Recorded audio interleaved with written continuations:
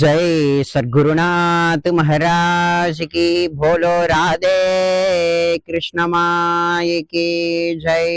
குருநாதருடைய பரம கருணையினால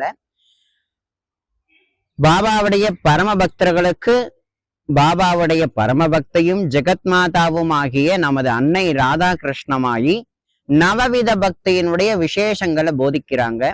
இப்ப அதுல தாசிய பக்தி அப்படின்னு சொல்லக்கூடிய ஏழாவது விதமான பக்தி தாசிய பக்தி அப்படின்னு சொல்லக்கூடியதை விவரிக்கிறாங்க அம்மா. இது ஒன்னொண்ணுமே குருவுடைய சிந்தனை தான், வேற எந்த சிந்தனைக்கும் இந்த மனசுல இடமே கிடையாது. அந்த மாதிரி விதமான பக்தியைத்தான் ராதா கிருஷ்ணமாயி அம்மா பாபா மேல கொண்டிருந்தாங்க. அந்த பக்திக்கு பிரதிபலனா குருநாதர் தன்னையே ராதா கிருஷ்ணமாயி அம்மாவுக்கு தந்துட்டாங்க.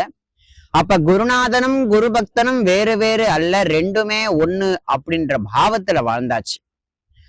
அந்த உயர்ந்த நிலையில இருக்கக்கூடிய நமது அம்மா ராதா கிருஷ்ணமாயி தான் அனுபவிக்கக்கூடிய அத்தனை அனுபவங்களையும் ஒரு உயர்ந்த தெய்வீக அனுபவத்தை ஒருத்தர் பெற்றுட்டார். ராமகிருஷ்ண பரமஹம்சர் தந்து உயர்ந்த விஷயத்த பெற்றுட்டார். அதை எப்படியாவது யார்ட்டையாவது கொட்டணும்னு நினைப்பார். அந்த மாதிரி ராதா கிருஷ்ணமாயி அம்மா தன்னுடைய வாழ்க்கையில அனுபவிச்ச தெய்வீகமான ஞான நிலைய அவங்க அப்படி தன் பாபாவுடைய பக்தர்களுக்கு போதிக்கிறாங்க. அதுல ரொம்ப விசேஷமான பக்தி தாசிய பக்தி. அந்த தாசிய பக்தியில ஒரு பக்தனுடைய ஹிருதயம் எப்படி இருக்கும் அப்படின்றத விவரிக்கிறாங்க. குருநாதர் தன்னுடைய அந்த குரு பக்தனுடைய சேவையை கண்டு ரொம்ப ஆச்சரியப்பட்டு அவனை அருகில கூப்பிட்டு உனக்கு என்னடா வர வேணும் அப்படின்னு குருநாதர் கேட்கிறார். அதுக்கு அந்த பக்தன் சொன்னானா, குருநாதா, உனக்கு இந்த உலகத்துல எத்தனை பரிவாரங்கள் உண்டோ, எத்தனை விசேஷங்கள் உண்டோ, அத்தனையுமாவும் நானே மாறிடணும் அப்படின்னாராம். இது எப்படி இருக்கு அப்படின்னா, எக்ஸாம்பிள், ஒரு முறை ஸ்ரீமன் நாராயணனுக்கு வைகுண்டத்துல தாகம் எடுத்துச்சான். லக்ஷ்மி, எனக்கு தாகம் எடுக்குது, தண்ணி கொண்டு வரியா அப்படின்னாராம். உடனே லக்ஷ்மி மாதா நேரா ஒரு அறைக்கு போய் என்னவா பாவிச்சு அந்த தீர்த்தத்தை எடுத்தாங்க அப்படின்னா, ஸ்ரீமன் நாராயணனே குடிக்கிறார் அப்படின்னா அந்த ஜலமா நானே மாறணும். அந்த ஜலத்துல இருக்கக்கூடிய அந்த டம்ளருக்குள்ளதான் ஜலம் இருக்கு, அந்த டம்ளராவே நானும் மாறணும். அதை எடுத்துட்டு போறது ஆளும் நானே மாறணும். அப்படி இருக்கக்கூடிய பாவத்துல எல்லாமும் நானே இருக்கணும் அப்படின்ற பாவத்துல அப்படியே போய் அதை கொண்டு அப்படியே நாராயணன் இடத்துல தன்னையே சமர்ப்பிக்கிறதாம். அத போல குருநாதர் என்ன எதை பத்தி நினைக்கிறாரோ அதுவாவே அந்த குரு பக்தன் மாறுவானாம். குருநாதர் இப்படி நடந்து போறாருன்னு வைங்களேன், அவர் மேல இந்த காற்று படுதுன்னா அந்த காற்றா நானே மாறணும் அப்படின்னு நினைப்பானா அந்த பக்தன். குருநாதருக்கு திடீர்னு தண்ணி தாகம் எடுத்துட்டு கண்ணா எனக்கு தாகம் எடுக்குது, தண்ணி கொண்டு வாப்பா அப்படின்னா எப்படி மகாலட்சுமி தாயார் தன்னையே அனைத்துமாக மாற்றிக்கொண்டார்களோ அதை போல அந்த பக்தன் தானே டம்ளராவும் தானே ஜலமாவும் தானே எடுத்துட்டு வந்து கொடுக்கறதாவும் குடிக்கக்கூடிய சுவாமியும் தானேயாக நிற்கக்கூடிய நிலையில அந்த குரு பக்தன் இருப்பானா.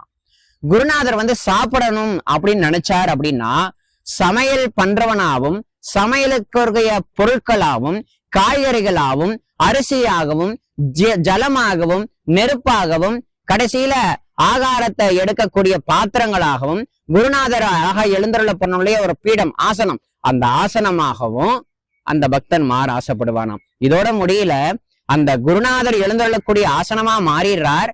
அதுக்கப்புறம் குருநாதருக்கு முன்னாடி இலை வச்சு பரிமாறணும், அந்த இலையாவும் அந்த குரு பக்தன் இருக்கானா, கொண்டு வருபவனாகவும் அந்த குரு பக்தன் இருக்கானா, அந்த பதார்த்தங்களாகவும் குரு பக்தன் இருக்கிறானா, குருநாதர் தண்ணி குடிக்கும் போது அந்த தண்ணியாவும் அந்த பக்தன் மாறுறானா, குருநாதருக்கு தாம்பூலம் சாப்பிட்டுட்டு தாம்பூலம் போடுறாருன்னு வைங்களேன், தாம்பூலம் போட்டுட்டா எச்சி துப்பணும் இல்லையா, அந்த எச்சியை வாங்கக்கூடிய ஒரு பாத்திரமாகவும் அந்த பக்தனே மாறுவானா, அதை பிடிக்கிறவனாவும் அந்த பக்தனே மாறுவானா. குருநாதர் எதை பத்தி சிந்திக்கிறாரோ அந்த சிந்தனையாவே அந்த பக்தன் மாறுவானா. குருநாதர் எதெல்லாம் அவர் நினைக்கிறாரோ அவருடைய சிந்தனையாக, அவருடைய ஜீவனாக, அவருடைய சொரூபமாக, அவர் எத்தனை இந்த லோகத்துல புகழுண்டோ அத்தனை புகழுமாகவே அவனே மாற ஆசைப்படுவானா. உள்ள ஒருத்தரையும் என்ட்ரு பண்ணவே விட மாட்டானா, வேற யாரையுமே அனுமதிக்க மாட்டானா அந்த பக்தன்.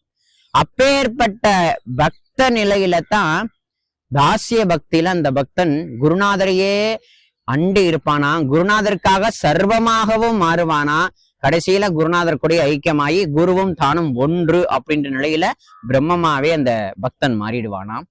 இதுதான் அந்த பரம உத்தமமான அந்த தாசிய பக்தியினுடைய விஷயங்கள். அவர் எதை ருசிக்கிறாரோ அந்த ருசியா மாறுறார். அவர் எதை பார்க்கிறாரோ அந்த பார்வையாவும் அந்த பக்தன் மாறுறார். ஒரு மரத்தை பார்க்கிறாருன்னா வைங்கள குருநாதர், அந்த மரமாகவும் அந்த பக்தனே இருப்பானா. அவர் ஒரு செடியில அழகான ஒரு பூ பூத்திருக்கிறத குருநாதர் பார்க்கிறார் அப்படின்னா அந்த செடியாவும் அந்த பக்தன் இருக்க ஆசைப்படுவானா, அந்த பூவாவும் அந்த பக்தன் இருக்க ஆசைப்படுவானா.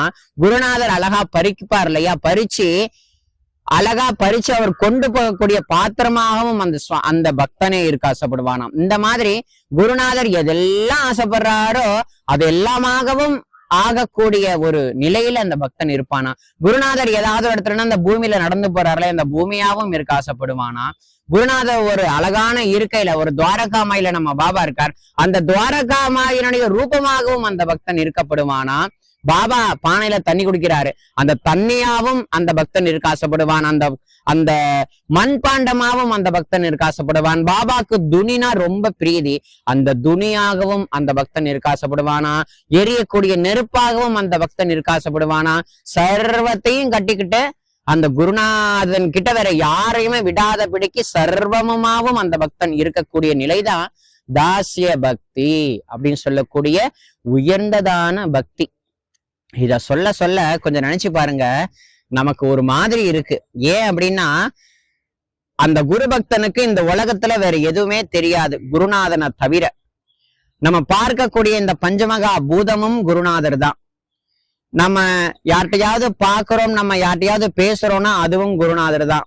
எதிரி அப்படின்ற வார்த்தைக்கே இந்த பூலோகத்துல அந்த பக்தனுக்கு வேற எதுவுமே கிடையவே கிடையாது. அந்த உத்தமமான நிலையில இந்த பிரபஞ்சமே குரு சொரூபம். அந்த குரு சொரூபத்துல ஒரு துளி தான், அந்த தானும் கடைசியில அந்த சொரூபத்தோட கலந்துட்டா சர்வமும் குருவா இருக்கிறத போல அந்த பக்தன் சர்வமுமா குருநாதருக்கு தன்னையே அர்ப்பணிக்கக்கூடிய நிலைதான் இந்த தாசிய பக்தி.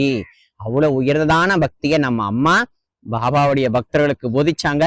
எல்லாரும் ஆணு பாக்குறாங்க அம்மாவையே. ஏன்னா அப்பேற்பட்ட நிலையில இருக்கக்கூடியவங்க நம்ம அம்மா ராதாகிருஷ்ணம்மாய். அப்பேற்பட்ட நிலையில இருந்து கொண்டு தன்னை நாடி வந்த அத்தனை அடியார்களுக்கும் இந்த சத்சங்க முறையில பாபாவை மேல எவ்வளவு அன்பு கொண்டு இருக்கணும்ங்கிறத கற்றுக் கொடுக்கக்கூடிய உத்தமமான ஒரு குருவா பாபா நமக்கு ராதாகிருஷ்ணமாய் அம்மாவை அளிச்சிருக்கார்.